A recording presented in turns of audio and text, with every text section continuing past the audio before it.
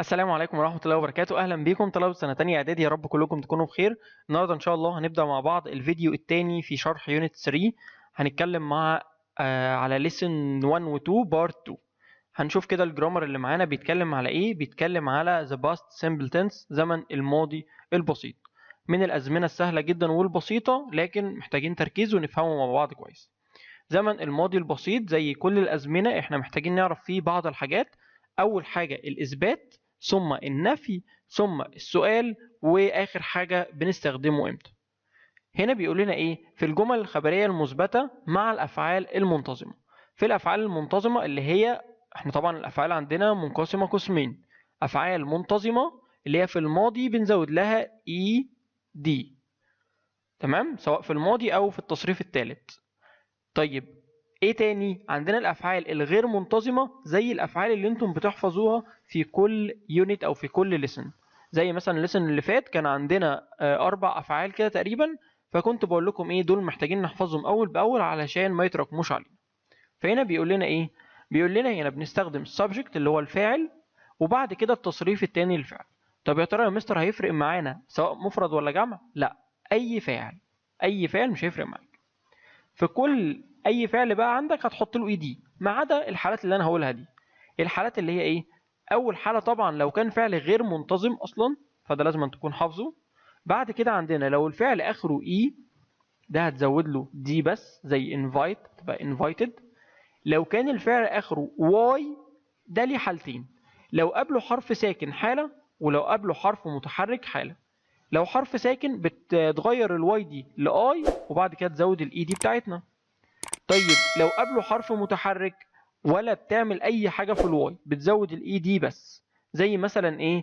زي هنا كاري اخرها واي، والواي قبلها الار حرف ساكن، فغيرنا الواي لاي وبقت كاريت زي ما انتم شايفين كده. طب ستي، الواي قبلها حرف الاي، والحرف الاي من الحروف المتحركه، فسيبنا الواي زي ما هي وزودنا الاي دي. بيقول لنا هنا لو في حرف ساكن قبله حرف متحرك، حرف ساكن قبله حرف متحرك، بنضاعف الحرف الايه الساكن ده اللي هو الاخير، وبعد كده نزود الاي دي. يعني هنا مثلا ستوب، ادي حرف ساكن قبله حرف متحرك، تمام، فهنعمل ايه؟ هنضاعف حرف البي ده، يبقى ستوب ده زي ما انتم شايفين كده. دي الحالات اللي انا محتاج ان انتم تحفظوها. تعالوا اما نكمل.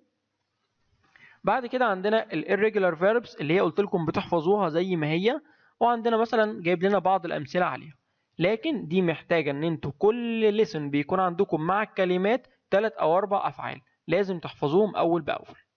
بيقول لنا هنا يتم استخدام verb to be في زمن الماضي كالآتي: مع المفرد I he she it أو أي فاعل مفرد بنستخدمه was، أو إيه في النفي was not. طب مع الجمع we they we you بيبقى، او اي فعل جمع طبعا بيبقى where او were not. يبقى عندنا يا اما was يا اما were مع المفرد ومع الجمع. مدينا هنا مثالين، بيقول دكتور مجدي يعقوب was born in 1935. تمام، زي ما انتم شايفين هنا تصريف verb to be was اهوت عشان هنا ايه الفاعل مفرد. المثال الثاني: the Egyptian handball team were the first team from Africa to win the World Cup. طبعا عشان هنا عندنا الفريق وبنتكلم عليه كمجموعة من الأشخاص، فقلنا إيه وير.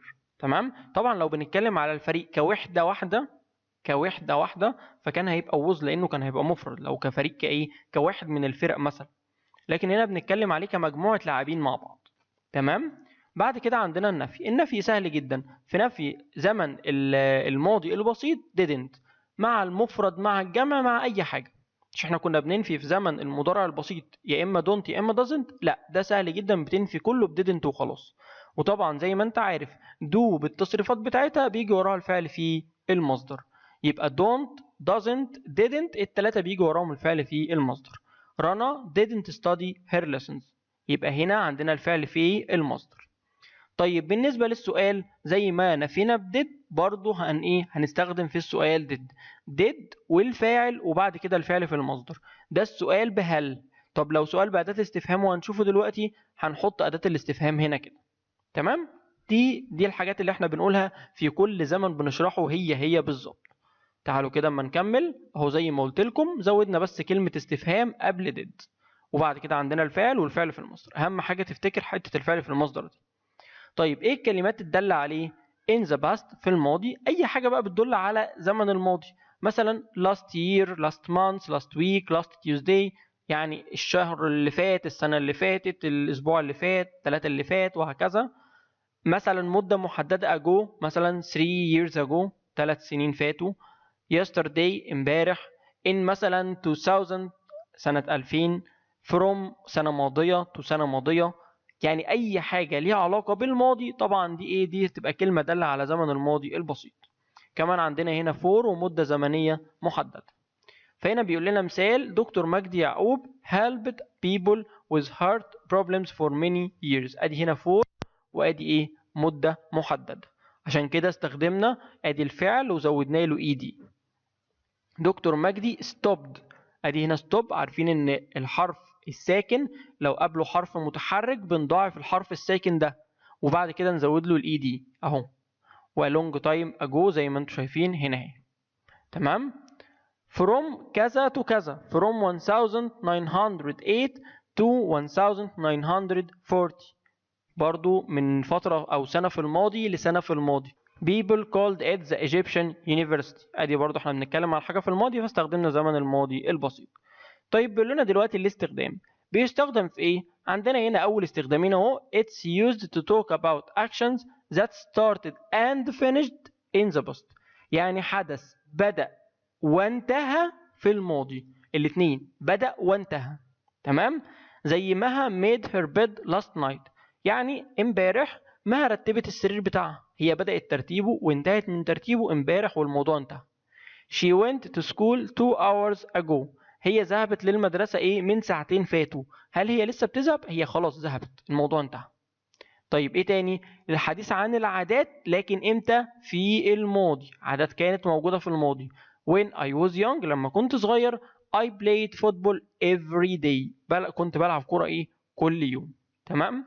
ولكن ده هيحتاج دايما ان يكون في اشارة للماضي زي دي كده. تعالوا ما نكمل. عندنا هنا جايب لنا نطق الاي دي وده يعني مش هنحتاجه خالص دلوقتي. فهو بيقول لنا ان هي ساعات ممكن تنطق تي وممكن تنطق دي وممكن تنطق اي دي زي ما انتم شايفين كده حسب الحالات، ومدينا طبعا امثله على الكلام ده. نكمل دلوقتي ونشوف بعد كده الاكسرسايز. لكن في البدايه زي ما اتعودنا بقى هتوقف الفيديو هنا وتبدا ان انت تحل التدريبات ديت لوحدك. تشوف انت هتحل كام واحده صح او هتعرف تحل اصلا ولا لا من غير ما تذاكر خالص لسه، وبعد كده تشغل الفيديو تاني ونشوف هنحل مع بعض ازاي. اول سؤال هنا بيقول he not a junior chess competition when he was only 12. لما كان عمره كام؟ لما كان عمره 12 سنة. يبقى بتكلم على حدث تم وانتهى في الماضي، يبقى هتكلم في زمن الماضي البسيط، يبقى الإجابة B. My uncle رشاد not born in 1961. طبعا ده حدث او ده يعني شيء او سنة في الماضي، فبرضه هتكلم في الماضي البسيط. طبعا محتاج هنا verb to be، verb to be مع الماضي البسيط المفرد بيكون was. in 1990 برضو سنة في الماضي he the number one chess player in our city، يبقى هختار الإجابة دي became اللي هو التصريف الثاني من become. when not they win the World Cup final last year، بستخدم ايه في السؤال في زمن الماضي؟ بستخدم did، يبقى when did. where did your parents، did بيجي وراها الفعل في المصدر. كل دي أفكار. يعني ممكن يسألني، تعالوا كده اما نعد الأفكار مع بعض. ممكن يسألني على أنا بستخدم إيه في الماضي، يا ترى do ولا does ولا did. مثلا هنا استخدمنا did. ممكن يسألني إيه اللي بيجي بعد did، يا ترى فعل متصرف ولا فعل في المصدر، فطبعا فعل إيه؟ متصرف. ممكن يسألني على verb to be في الماضي، وطبعا لما نشوف ان هو verb to be في الماضي اشوف الفاعل ده مفرد ولا جمع، لو مفرد was، لو جمع were. تمام.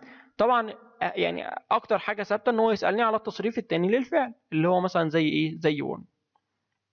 Egypt's handball team نقط in a final before it's not the first time. يبقى معنى كده ايه؟ معنى كده ان هم لعبوا، طبعا before دي بتدل على زمن الماضي، لعبوا قبل كده، يبقى الاجابه هتكون played، الاجابه B. They not the library 10 minutes ago، حاجة بتدل على الماضي اهو، يبقى الإجابة إيه؟ الإجابة B. We not breakfast went to school and did our homework. عملنا كل الحاجات دي في الماضي، يبقى برضو الإجابة هتكون إيه؟ الإجابة هتكون C had. تمام؟ الأفعال التانية دي كلها مش في الماضي. زي didn't، did بيجي وراء الفعل إيه؟ الفعل في المصدر بدون أي إضافات. هدى نقط at home yesterday، أدي عندنا yesterday بتدل على الماضي، يبقى برضو إيه؟ was. ليه was؟ عشان طبعا هدى بتكون مفرد، هدى بتكون مفرد.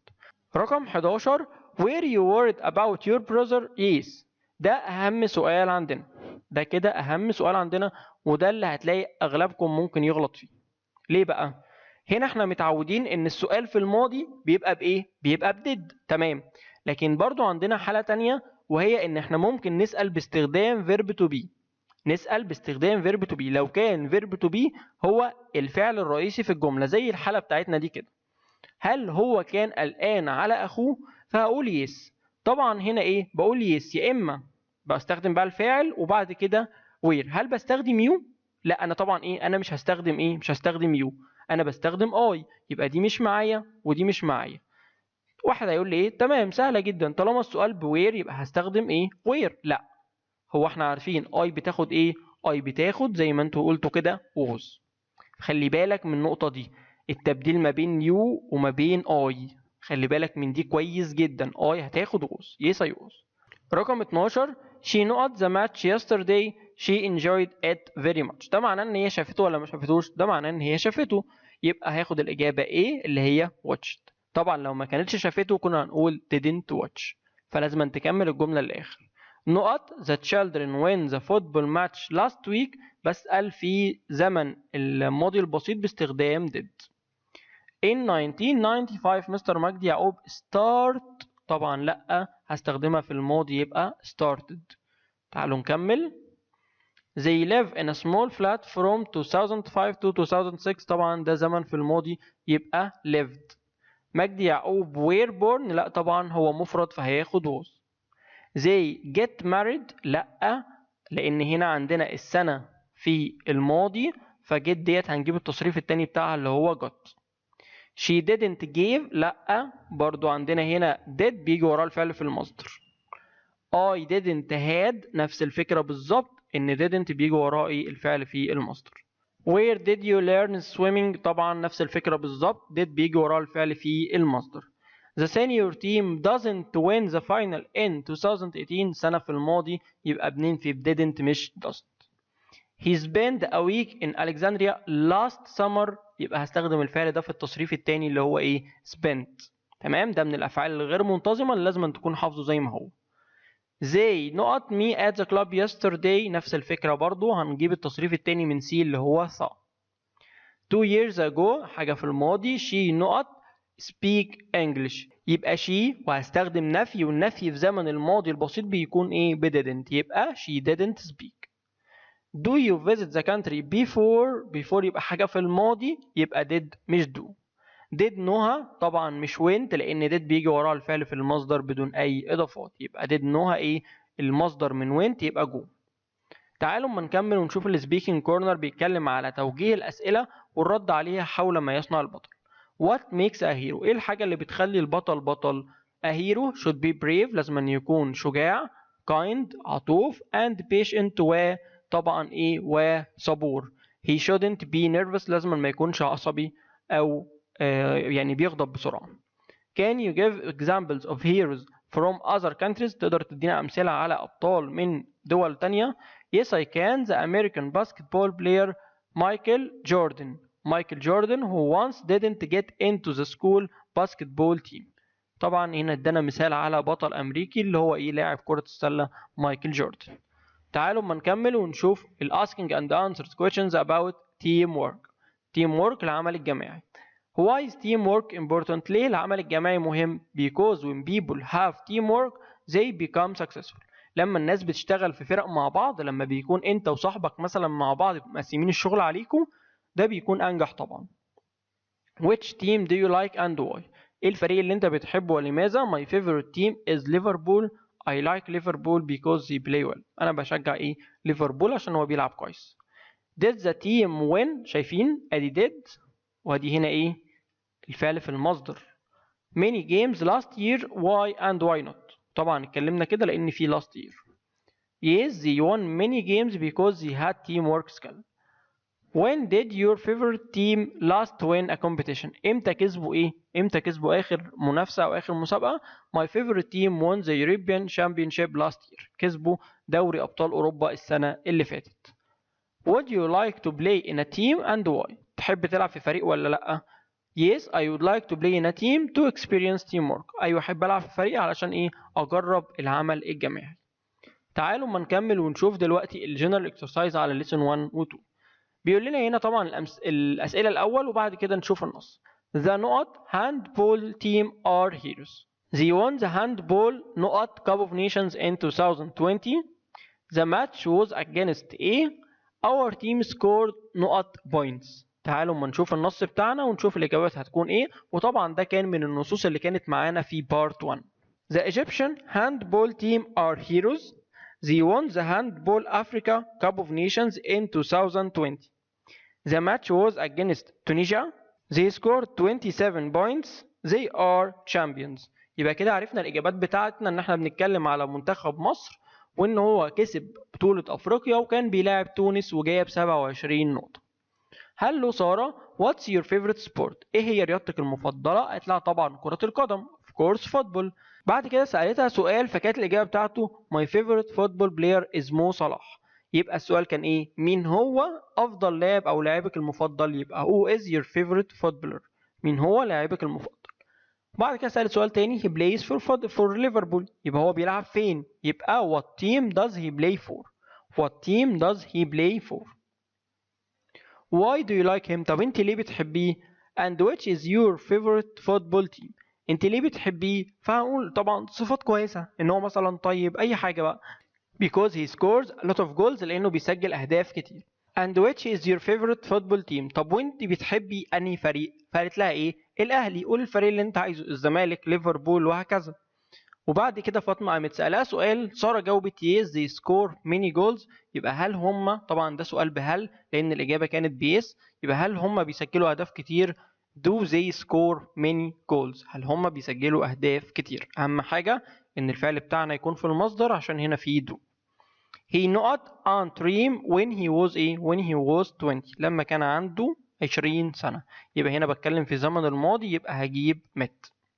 my father not a job in Cairo 5 years ago من 5 سنين فاتت. يبقى برضو فعل في الماضي اللي هو got. they moved to a new flat a year. طالما هنا عندنا moved في الماضي يبقى a year ايه؟ a year ago. a year ago. تمام؟ يا اما last year يا اما a year ago. That man had an accident yesterday and he not his hand. برضو هنا جايب لنا الأربع أفعال المرة دي في الماضي فهنا هشوف أنهي واحد أنسب في المعنى فطبعا هو إيه؟ هو lost. إن هو فقد إيه؟ فقد إيده. تعالوا ما نكمل. There are many نقط here. Be careful they are dangerous. طالما حاجة خطيرة يبقى هي إيه؟ يبقى هي sharks اسماك القرش. A sports coach teaches people how to play or نقط a sport. طبعا improve يطوروا. My little brother plays football in a نقط team. He is 16. طالما تحت ال 18 سنة يبقى ايه؟ يبقى junior ناشئ. There are 5 نقط in the basketball team. طبعا players لعيبة. My teacher is very نقط he never gets nervous. لما الواحد ما بيتعصبش ابدا يبقى هو ايه؟ صبور جدا patient. When عمر was 20 a shark نقط him. A shark نقط him. طبعا برضو كل الافعال عندنا هنا في الماضي فاختار الفعل المناسب اللي هو attacked him يعني في قرش هاجمه. بعد كده عندنا سؤال read and correct. بيقول لنا اول سؤال was you busy last night.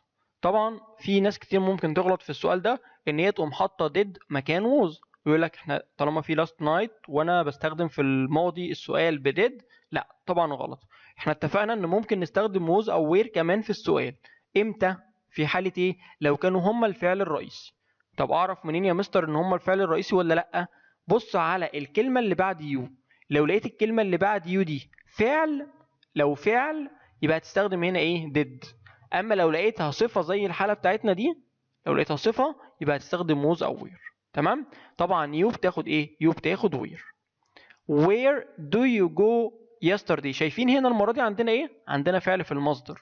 عشان كده ايه، وعندنا طبعا كلمة بتشير الى الماضي يبقى بدل do هتبقى did. he were at school yesterday، طبعا he بتاخد was مش ايه، مش were.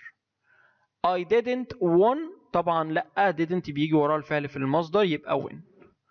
I studied English last night، هنجيب study في التصريف التاني اللي هو studied.